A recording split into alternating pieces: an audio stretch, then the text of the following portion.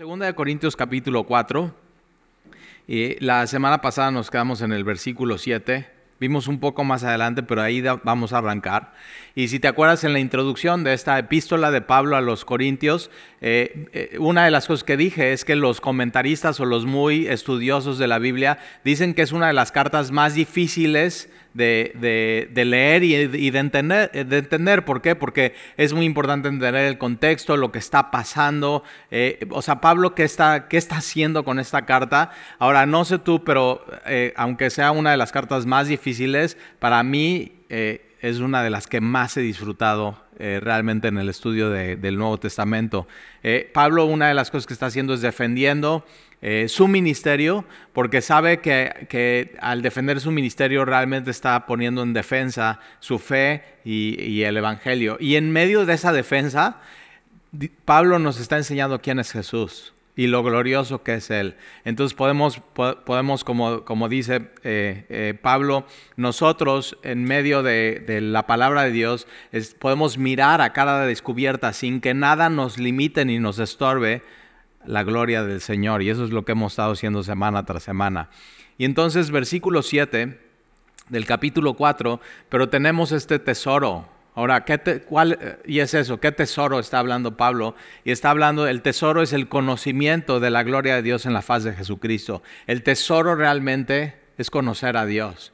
Y no puedes conocer a Dios si no es a través de Jesucristo. Y no nada más es en un momento, en un momento de tu vida, sino toda tu vida. Por eso decimos, es un caminar con Dios, es un camino, es una verdad que constantemente se está revelando a tu vida. Yo siempre digo, o sea, el cristianismo no es un sprint, es un maratón. O sea, es correr la carrera con paciencia, poniendo tus ojos en Jesús, Él siendo el consumador y el autor de nuestra fe. Y entonces involucra todos los días de tu vida, 24 horas al día, 7 días a la semana. Y entonces tenemos este tesoro. ¿Cuál es tu tesoro? Y es eso, no, tú puedes decir, no, pues mi tesoro es un Mustang rojo convertible. Todavía no lo tengo, pero es mi tesoro. O sea, y de pronto, y una de las cosas que tienes que aprender a hacer es ser sincero. O sea, ¿cuál es tu tesoro? Y para algunos el tesoro es una relación, el tesoro puede ser la familia, el matrimonio. Por ejemplo, hay veces que no tienes bien tus prioridades y tu tesoro son tus hijos. Y tienes que tener cuidado con eso. O sea, tus hijos bíblicamente son algo que Dios te dio por un tiempo determinado, como siendo mayordomo de Él, pero realmente son suyos. O sea, simplemente le pertenecen a Él. Y tienes que saber eso, que Él ama más a tus hijos que tú a tus hijos. Y es, o sea, como que poner bien la perspectiva. Pero ¿cuál es tu tesoro? O sea, para algunos el tesoro es un proyecto, dinero, un trabajo, una empresa. Y aquí Pablo como que nos ubica y dice, no, nosotros ya tenemos. Ahora, el problema del cristiano es que se nos olvida cuál es nuestro tesoro. Y entonces andamos como despistados y confundidos por el mundo que nos está ofreciendo allá afuera algo que brilla y que, o sea, por eso funciona tanto mercadotecnia, porque te está diciendo, hasta te dice cosas que no necesitas y ahí vas y las compras. O sea, ¿y a qué apela? A un estilo de vida o a algo que tú quisieras llegar a ser, pero simplemente son sueños y es un vapor. O sea, por ejemplo, cuando en mercadotecnia están vendiendo un desodorante de hombre, ¿por qué ponen a una mujer ahí? Porque te están vendiendo esta idea, no, pues si te pones este desodorante puedes tener esta mujer. Y yo digo, pues no lo creo, pero bueno, puedes intentar, es eso, ¿no? Pero sí usa desodorante, por favor. O sea, no, eso no. Pero es eso, tenemos este tesoro, el conocimiento de Dios, y no se nos tiene que olvidar. Y dice, pero tenemos este tesoro en vasos de barro. Y eso es lo que Dios nos dice que somos. Somos vasos de barro. Ahora un vaso de barro tiene, y dices, ay no, ya me agüité, soy vasos de barro. Yo creía que era una copa de vino de cristal muy bonita y muy así costosa, y y que hay que cuidarle y todo. No, y la Biblia dice, no, eres un vil vaso de barro. Y un vaso de barro es barato, es corriente. Y se rompe fácil, es débil. Entonces un vaso de barro, por ejemplo, tú puedes ir a Costco y comprar vasos y platos que si se caen no se rompen. Chinos. Y tienen una formulación especial y de veras no se rompe. Y dices, a ver si es cierto. Y le tratas de dar y no se rompe. Y la Biblia dice, no eres eso, eres un vil vaso de barro. Que se rompe, que se quiebra, que es débil. Pero algo tiene un vaso de barro, que si tú, ahora es áspero. Si tocas un vaso de barro y te van a poner ahí tu café de olla y de calcetín y de así, con pinole, todo. O tu champurrado, ahí estás con tu champurrado. Yo no como champurrado porque me cae muy mal al estómago la leche, o sea, es una bomba. Pero hay gente que así su champurrado, su cafecito de olla y todo, y es rasposo y sabes, no se te puede caer porque se quiebra, pero es único, porque es artesanal. Y cuando tomas un vaso de barro así, hasta si te fijas muy bien en los detalles, puedes ver hasta la huella de quien lo hizo, así. Y eso somos. Entonces ya no te agüitas tanto, ¿verdad? Pero entonces tenemos este tesoro en vasos de barro. Ahora, una de las cosas que sucede es que si tú pones en un vaso de barro un tesoro, nadie lo puede ver si no ese vaso de barro se quiebra. Y Pablo, una de las cosas que está hablando es del sufrimiento.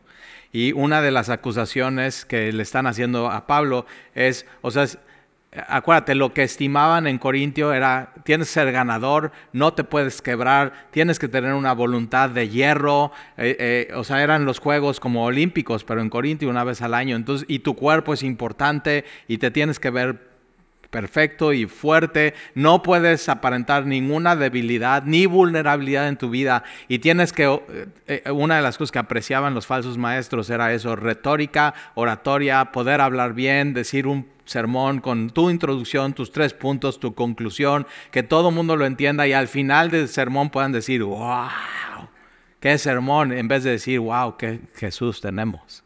Y eso era la diferencia entre ellos. Entonces estaban acusando a Pablo de eso. No predica bien, ve cómo es vulnerable, ve su físico.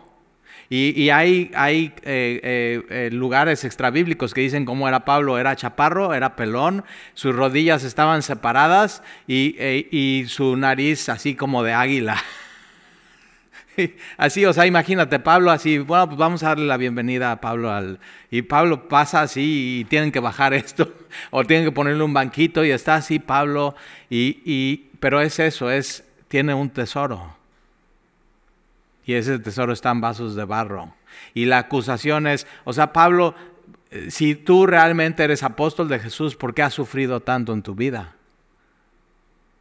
Y a veces es algo que pega. O sea, a ver, tú dices que eres cristiano y eres hijo de Dios y ve cómo te ha ido. Pero ¿qué somos? Vasos de barro. Y un vaso de barro hasta que no se quiebra, no se ve el contenido. Yo hace más o menos como 12 años fui a una conferencia de pastores. Estaba empezando en esto del pastorado. Entonces mi pastor me llevó a California, a una iglesia que se llama Capilla Calvario Costa Mesa, donde empezó todo nuestro movimiento. Y entonces ahí estoy sentado con él, lleno el auditorio de pastores, muchos de ellos ya con pelo blanco, con muchos kilómetros en el ministerio. Y pasa de pronto un muchacho a predicar, todos los demás predicadores ya pelo blanco, conocidos del movimiento, pero invitan a este chavo y se para y empieza a hablar y muy, muy juvenil su aspecto, su look, una chamarra de cuero, una cadena, jeans completamente rotos, tenis como que muy modernos, o sea, como que sí se veía, dices, esto no es como el pastor típico de nuestro movimiento y tatuado, ¿no? Entonces eso como dices, órale, y está hablando y está platicando y está predicando, pero de pronto él dice y platica la historia que ese año su hijita chiquita había muerto. Y hazte cuenta que cuando dijo eso, todos, o sea, un silencio pulcro en el auditorio. O sea, podías haber tirado un alfiler en uno de los pasillos y ¡ting!, escucharse. O sea, una de las cosas que a mí me pasó cuando dijo eso es que hazte cuenta que me fusioné a mi silla. O sea, quedé así. ¿Qué acaba de decir? Este año perdí a mi hija. Y una de las cosas que platicó es que no solamente ese año perdió a su hija, sino por su denominación y por cómo Dios lo estaba usando con los jóvenes y por su look, por cómo él se veía, no le dejaban sepultar a su hija en ningún cementerio de su ciudad. Porque no era de esa denominación, no pertenecía a ese grupo. Entonces estoy yo así escuchando y de pronto mi pastor se voltea y me dice, este es un vaso de barro quebrado. Y entonces se puede ver la gloria de Dios. Así, nada más así me lo dijo. Así es mi pastor, me dice cosas y ya no me explica bien. Y de pronto como que, así después, 12 años, y de pronto como que agarro la onda por acá y digo, ya sé por qué me dijo eso. Y entonces entendí eso, que o sea, todos somos vasos de barro y hasta que no ese vaso es quebrado, no se puede ver realmente la gloria de Dios en nuestras vidas. Y yo ayer fuimos a una boda, Sandy y yo, a Córdoba, muy bonita, se casó Lucio, uno de los que tocan aquí en la alabanza. Boda bien bonita. Y entonces vamos de regreso, Sandy y yo, y vamos platicando en el coche, y seguramente tú has tenido esta conversación con tu esposa o con tu esposo. Estábamos hablando de dónde nos toca la Navidad este diciembre. Sí, es el tema, ¿verdad? Igual ahorita te vas a voltear, ¿dónde nos toca? O sea, y es eso, es siempre, ¿dónde nos toca? Y así, y entonces estamos, a ver, ¿dónde fuimos el diciembre pasado? No, pues, y son épocas importantes, y son épocas de familia y así, y entonces estamos, el año pasado fue aquí en Veracruz, fue en nuestra casa, y entonces estamos, y el año antepasado, y estamos, ¿qué hicimos? Y no nos acordábamos, y de pronto dice, no fuimos a ningún lado, tuvimos una situación sumamente difícil en nuestra casa. Muy, muy difícil. Es una de las cosas más difíciles que hemos vivido como familia. Tanto que no pudimos ir a la Navidad con nuestra familia. Así. Y una de las cosas que nos sucedió, y eso fue en diciembre. Y en enero de ese mismo año nos sucedió una de las segundas cosas más difíciles. Y entonces estamos acordándonos ayer, yo voy manejando, o sea, de Córdoba a Veracruz, y digo, oye, pues ¿qué le pasó a Dios? ¿Por qué en un mismo año cosas tan duras en nuestra vida? Así, yo nunca hubiera planeado eso para mí. Ni aunque me hubieran dicho, a ver, lo más difícil que podrías vivir, no me hubiera imaginado que por ahí hubiera llegado el quebranto. Y lo que nos pasó a mi esposa y a mí es que como vasos de barro fuimos completamente destruidos ese año. Completamente quebrados. Y una de las cosas que pasó, ahora, en ese momento no nos dábamos cuenta que Dios estaba haciendo algo en nosotros y en nuestra familia. Pero ahora nos damos cuenta que en medio de todo eso, de ese quebranto y ese dolor y así, nuestros vasos quebrados y rotos, y de pronto ya le falta en un lugar de nuestro vaso hasta una pieza. Pero ese tesoro que tenemos, el conocimiento de Dios en la gloria, en la faz de Jesucristo, de pronto pudo salir y verse y resplandecer en medio del dolor. Y eso es un poco de lo que vamos a ver aquí. Entonces Pablo dice, somos atribulados y estamos en apuros y somos perseguidos y somos derribados, pero no angustiados, no desamparados, no desesperados y no destruidos. O sea, por un momento estuvimos en la lona, pero no fue knockout. Y nos pudimos parar otra vez. ¿Y cómo empieza el capítulo? Pablo diciendo, y no desmayamos. No desmayamos. En medio del sufrimiento, por más duro, por más fuerte, por más quebrado, por más destruido, no desmayamos. ¿Por qué? Porque en estos vasos de barro. Ahora, nunca quieres que la gente vea que eres un vaso de barro destruido y quebrado. ¿Quién quiere eso? O sea, tú para venir a Semilla te pones así tu camisa y tu vestido y todo muy bien, muy guapa y muy guapo y todo. Y nunca estás, yo quiero que hoy vean que soy bien quebrado. Bien así, no. Pero en medio de ese quebranto y en medio de ese dolor, la gloria de Dios resplandece en el cristiano. Entonces, mientras le estaban acusando a Pablo, ve cómo tus sufrimientos son evidencia que Dios no está contigo. Pablo está diciendo, mis sufrimientos son evidencia de que Dios está conmigo. Y en medio de mi quebranto se puede ver la gloria de Dios. Entonces como que el sufrimiento agarra otro. Ahora, ayer lo platicaba yo con mi esposa. O sea, cuando estábamos en medio de eso, sentíamos que nos íbamos a desmayar, pero no desmayamos. Porque tenemos este conocimiento de Dios. Y ahora yo le preguntaba a Dios en medio de eso, ¿por qué, Señor? ¿Qué onda? ¿Qué así? ¿Qué estás haciendo? ¿Y qué crees? No me contestó. Pero ahora sé que sí hizo algo. Y ya no somos, o sea, yo en particular como predicador y como pastor, no soy el mismo que hace 2 años. Y digo, qué bueno que eso sucedió. Así Dios se glorificó en medio de eso. Y entonces tenemos este tesoro en vasos de barro para que la excelencia del poder sea de Dios y no de nosotros. Que estamos atribulados en todo, mas no angustiados, en apuros, mas no desesperados, perseguidos, mas no desamparados, derribados, pero no destruidos, llevando en el cuerpo siempre llevando siempre y por todas partes la muerte de Jesús. Jesús, un varón de dolores, experimentado en quebranto. Entonces a todos lados llevamos eso, para que también la vida de Jesús se manifieste en nuestros cuerpos. Entonces llevamos la muerte de Jesús y el sufrimiento, pero también en medio de eso llevamos la vida a todos lados a donde vamos. La vida eterna, la vida de Jesús. Y la vida eterna está en su Hijo. Quien tiene al Hijo tiene la vida, y quien no tiene al Hijo de Dios no tiene la vida. Porque nosotros, versículo 11, nosotros que vivimos siempre estamos entregados a muerte por causa de Jesús, para que también la vida de Jesús se manifieste en nuestra carne mortal. De manera que la muerte actúa en nosotros. Pablo está diciendo, la muerte actúa en nosotros y el sufrimiento actúa en nosotros. Y la muerte de Jesús actúa en nosotros y tiene un propósito para que en ustedes, los corintios, actúe la vida. O sea, el propósito del sufrimiento de Pablo en su ministerio era para beneficio de los demás.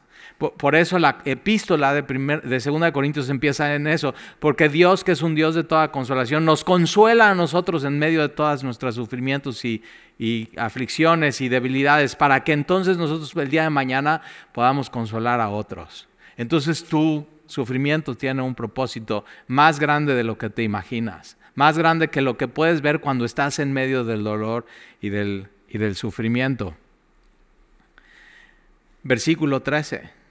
Pero teniendo el mismo espíritu de fe, conforme a lo cual está escrito. Esto está escrito en Salmo 116:10. Y es un salmo que escribe el salmista y que está angustiado y ya está Entonces, por toda la Biblia ves eso. Sufrimiento, dolor, y en medio de eso Dios obrando. Es la historia de la humanidad. En medio del dolor, en medio de la aflicción, en medio del quebranto, Dios está haciendo algo y Dios está obrando.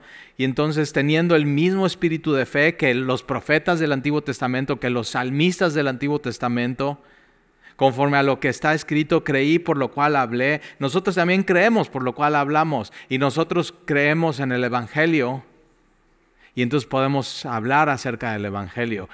Primero lo haces tuyo, primero lo crees, lo entiendes, pones tu fe en Jesús y entonces de ahí sales y hablas a los demás de eso.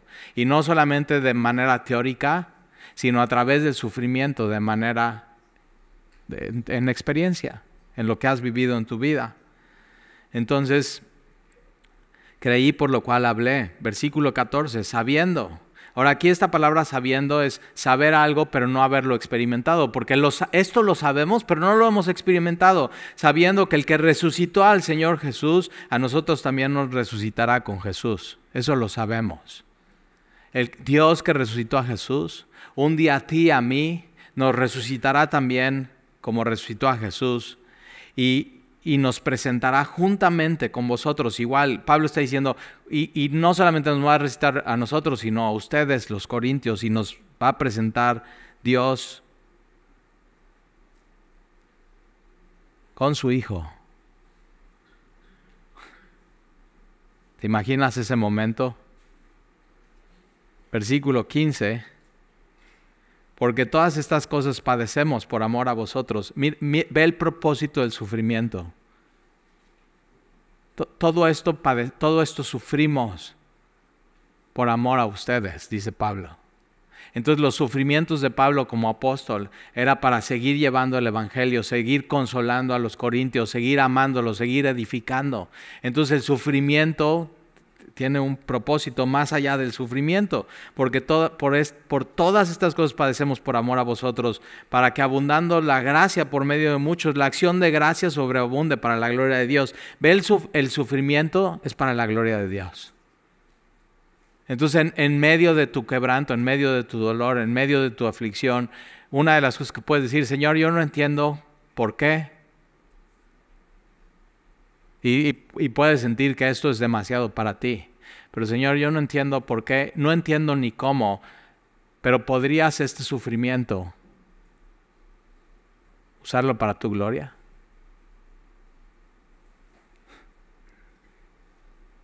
Para tu gloria, Señor. Y posiblemente en el momento no te vas a dar cuenta cómo.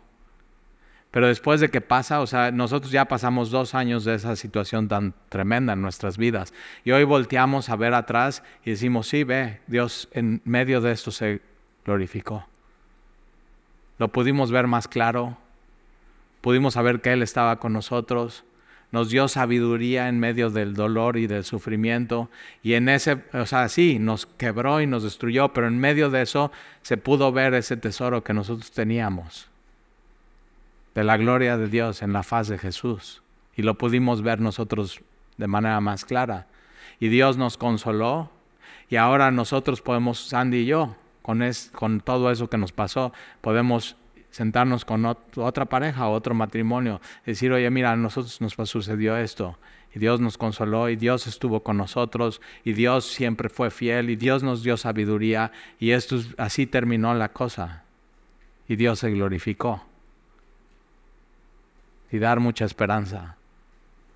Entonces, pero ahora, y es eso, no somos sadomasoquistas, ¿verdad? No estamos, Señor, quiebrame, quebrátame, destrúyeme. No, pero tienes que saber, Él lo va a hacer, porque te ama, porque el sufrimiento es una materia que el cristiano no exenta, tiene que vivir.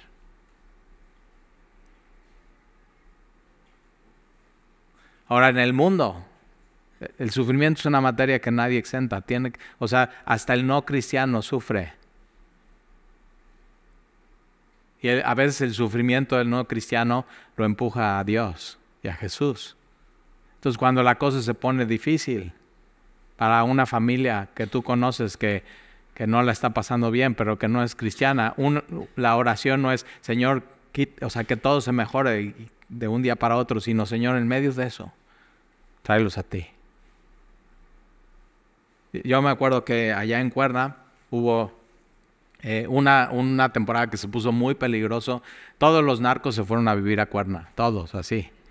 No, los mandaron de Veracruz algunos. Y entonces había gente en la iglesia que estaba orando, Señor, te pedimos que ya no haya inseguridad y que no. Y entonces mi pastor se voltea y dice, no oren eso. Oren que en medio de la inseguridad la gente venga a la iglesia y ponga su esperanza en Jesús. Y dices, eso es. O sea, entonces ve cómo Dios tiene un propósito para algo que Él no planeó en el mundo no fue, el ser humano no fue planeado y hecho para sufrir. Eso fue por la caída. Pero aún Dios usa lo que no quiere para el ser humano, que es dolor y sufrimiento, para lograr lo que ama, que es mostrar su gloria y redención a la humanidad. Entonces ahí está. Versículo 16, por tanto, ahí está otra vez, querías escuchar esto otra vez, por tanto no desmayamos. Entonces empieza el capítulo diciendo no desmayamos en medio del sufrimiento, porque sabemos que el sufrimiento es para la gloria de Dios y sabemos que el sufrimiento nos va a servir para poder amar a otros. Y sabemos que en medio del sufrimiento Dios está haciendo algo. Sabemos. Y eso sí lo puedes experimentar en tu vida. Entonces, por tanto, no desmayamos.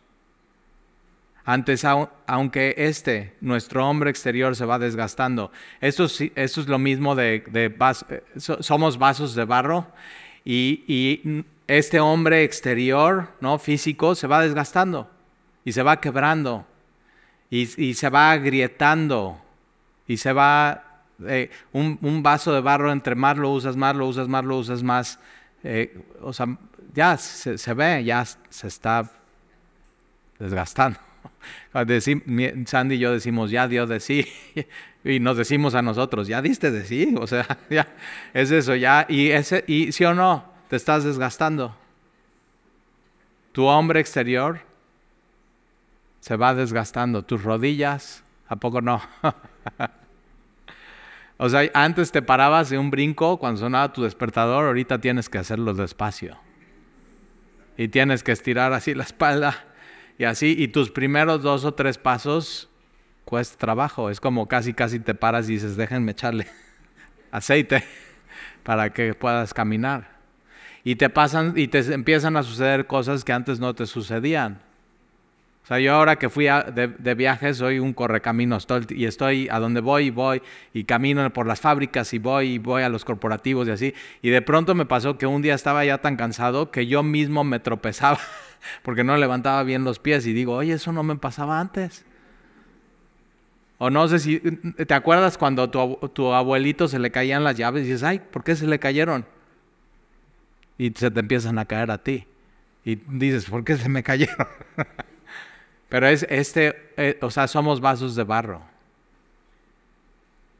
Y Pablo está diciendo eso, no solamente la edad hace que se desgaste mi vaso de barro, sino el sufrimiento, y a poco no. Cuando sufres, sientes que te pasa la aplanadora.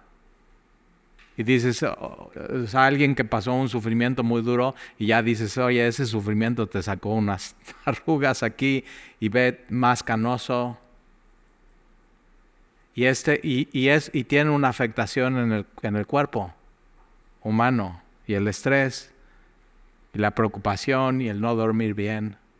Y Pablo dice eso, no desmayamos, aunque nuestro hombre exterior se va desgastando, el interior, no obstante, se renueva de día en día. Entonces mira el propósito del sufrimiento en tu vida. Mientras hombre exterior se va desgastando y cada vez más y más y más, y tu cuero cabelludo se va desgastando y poniendo tus pelos más delgados y algunos ya ni pelos tienes. Así, pero es eso, mientras eso va pasando y vas caminando en esta vida y hay sufrimiento y hay dolor y hay quebranto, nuestro hombre interior se renueva de día en día. Entonces el sufrimiento está haciendo algo en tu vida. Estás siendo más maduro cristiano, estás conociendo más a Dios de una manera completamente diferente. Ya puedes decir, ya viví eso. Entonces yo, por ejemplo, cuando mi pastor hace 12 años dice, este hombre es un hombre quebrado y se ve la gloria de Dios en él, yo no entendí. Yo no había sufrido nada. Y cuando me sucedió hace 2 años eso en mi vida, me cayó el 20 de lo que él dijo hace 10 años. Como en medio del quebranto y el dolor se puede ver la gloria de Dios ahí. Y es real, ¿eh?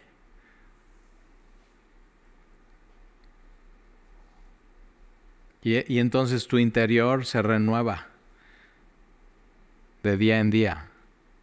Versículo 17, porque esta leve tribulación momentánea, así le llama Pablo a todas las tribulaciones y aflicciones y dolores en tu vida. Entonces yo digo, oye, lo que nosotros vivimos hace 2 años no fue leve. Y posiblemente lo que tú has vivido y lo que estás viviendo, lo que vas a vivir mañana, no va a ser leve. Para ti no va a ser leve, tú no lo vas a ver leve. Pero para usar esta palabra leve, tiene que haber un comparativo. O sea, Pablo, ¿con qué lo estás comparando? ¿Leve comparado con qué? O sea, y Pablo como que está diciendo, ok, a ver, saquen una báscula. Y vamos a poner la báscula aquí. Y vamos a pesar tu tribulación. Ahora, fíjate cómo dice, es momentánea. Es momentánea. Hay un dicho de los viejitos, que no hay enfermedad que dure 100 años. Y si dura 100 años, pues ya te moriste. Pero o sea, todo lo que nos sucede es momentáneo. Pero momentáneo comparado con qué otra vez. Y entonces Pablo va a hacer una comparación. Y entonces saca la báscula y o sea, yo digo, ok, voy a pesar aquí lo que nos sucedió a Sandy y a mí hace 2 años, y lo vamos a poner aquí. ¿Cuánto pesa eso? ¿Cuánto pesa? ¿Cuánto pesa tu tribulación, tu sufrimiento, tu dolor? ¿Cuánto pesó el dolor de este pastor que se murió su hija? Dice, sí pesa. ¿Cuánto? ¿80 kilos? No, es muy ligero. 80 kilos más, échale. 100. Lo ponemos 100. ¿Te gusta 100? No más. Ok, vamos a ponerle 200 kilos tu tribulación. O sea, es algo que ya no podrías, que ya te desmayarías al cargar. Ya no, dices, ya no puedo más. Así. Y es un quebranto y cuando se apachurra tu vaso de barro es cuando se quiebra. Pero es cuando se ve lo que lleva adentro. Gloria, conocimiento de Dios. Y así, entonces esta leve tribulación momentánea, ahí está. Y ya decidimos, ya pesó 200 kilos, ahora es real, Pero es leve comparado con lo que va a comparar aquí Pablo, porque esta leve tribulación momentánea, produce, esta es la palabra clave en todo el estudio, subráyalo en tu Biblia, produce. Tu sufrimiento produce. Tu sufrimiento sirve de algo. Por eso no desperdicies tu sufrimiento, no desperdicies tu cáncer. No desperdicies la pérdida que viviste en tu vida. No desperdicies la traición que te hicieron. No desperdicies tu sufrimiento. Porque tu sufrimiento produce algo. Entonces, porque esta leve tribulación momentánea produce en nosotros un cada vez más excelente y eterno peso de gloria. Pablo aquí en el original, esta palabra de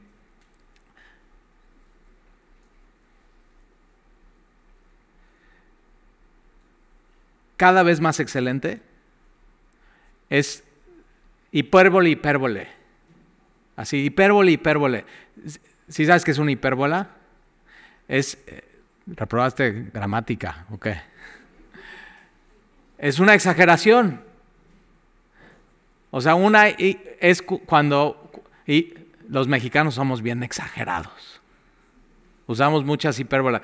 Oye, ¿está picosa la salsa? Úchale, está requete picosa. O sea, eso es, en vez de si está picosa, no, está hiper duper super picosa. Eso. ¿O cómo te fue? No, me fue súper increíblísimo bien. Así. Es hipérbole. Ahora, pero aquí es hipérbole. Hipérbole es como cuando alguien está jugando béisbol y le lanza la pelota, le da al bat y no solamente sale del estadio y ya fue home run, sino sale del estado. Así. Y esa es la palabra que está usando Pablo. Esto que pesa 200 kilos es real, es tu tribulación, tu dolor, tu quebranto, eso. Esto produce algo en tu vida y produce un hipérbole, exageradamente, peso de gloria, que no es momentáneo, sino es eterno. ¿Cuánto pesa esto? No hay báscula para pesarlo. Por eso esto es leve. Cuando estás en medio de eso no lo ves leve, pero si lo comparas con esto, cuando estés delante de Jesús,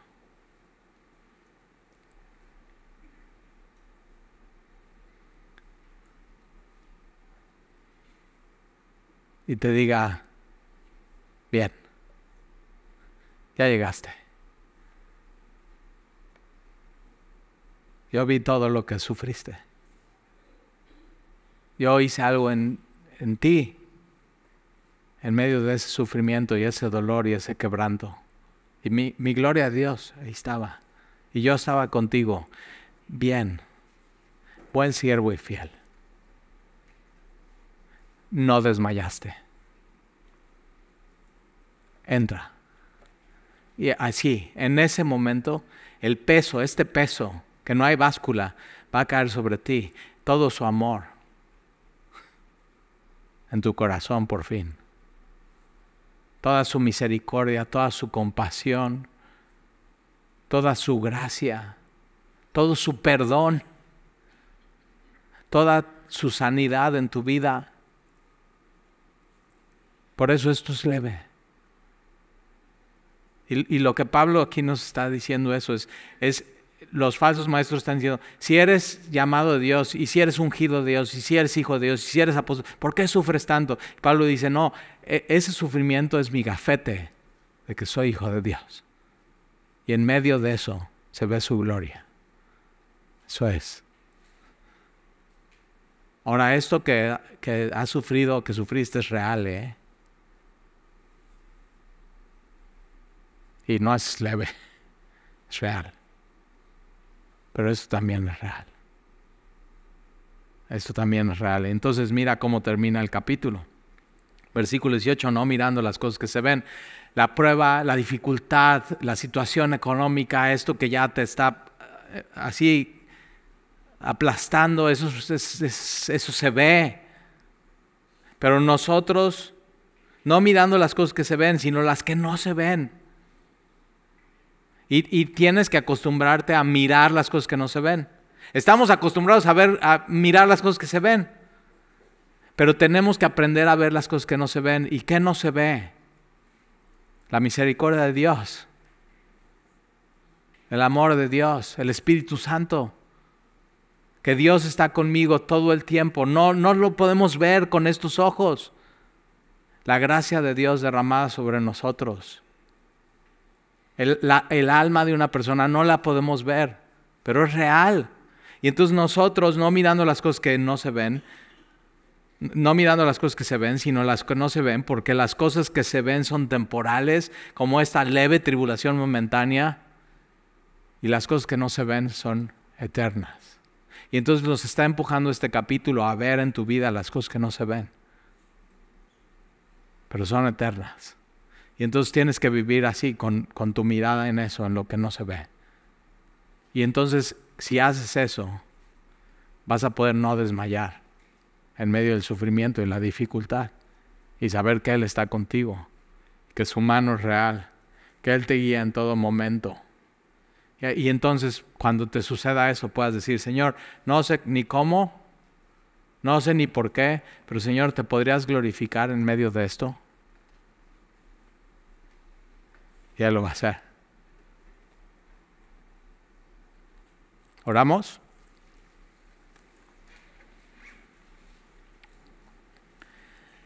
Y Señor, te damos gracias por tu palabra. Gracias porque no desmayamos a pesar de las dificultades y el sufrimiento. Porque sabemos que esta leve tribulación momentánea, que no es leve, pero sí es leve comparado con el eterno y excelente peso de gloria. Y entonces ayúdanos, Señor, a ver las cosas que no se ven. Porque las que se ven son temporales y pasan, pero las que no se ven son eternas. Y todo, Señor, lo que sucede en este mundo, en esta vida, es como un vapor y pasa rápido. Entonces ayúdanos a poner nuestro enfoque en Jesús, Gracias, Señor, porque en medio de las dificultades tú nos renuevas de día en día y nos haces madurar y nos haces ser más como Jesús. Y, Señor, se nos ve bien el quebranto, se nos ve bien el dolor, se nos ve bien de pronto que nos destruyas, porque entonces tú nos haces nuevos. Y eso es lo que deseamos, Señor. Renuévanos cada día con tu Espíritu Santo, con tu palabra y con tu amor, Señor. Y te amamos. Consuela, Señor, hoy al que necesite consuelo. Fortalece, Dios, al que necesite fortaleza. No desmayamos, Señor. Y aquí estamos. Aunque este hombre exterior se va desgastando y cada vez que hay más desgaste nos tiene que empujar a saber que el interior se va renovando. Que sea un recordatorio de eso, Señor, de tu misericordia y tu bondad. Te bendecimos, Señor, y te alabamos y te damos gracias. En el nombre de Jesús. Amén.